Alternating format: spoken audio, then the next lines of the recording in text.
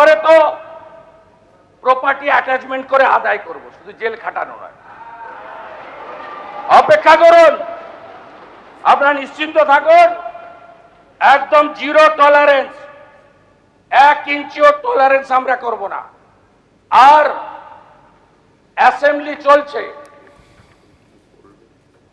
আগের মুখ্যমন্ত্রীর মতো তু খিঁচ মেরি ফটো আর বিধানসভাকে অস্বীকার করে বাইরে অ্যাকশন আর কম্পেনসেশন আমরা অন্তত করি না। বিধানসভা চালু ছিল, তাই আপনাদের মাধ্যমে গোটা পশ্চিমবঙ্গের মানুষকে ঘটনা, অ্যাকশন, আফটার অ্যাকশন কি কি আমরা মেজার্স নিচ্ছি তা জানালাম। আপনারা ভরসা রাখতে পারেন, এই সরকার জনগণের জীবনের সঙ্গে কোনো রকম কম্প্রোমাইজ করতে কাউকে দেয়নি, দেবে না। সবাই ভালো থাকুন, ধন্যবাদ।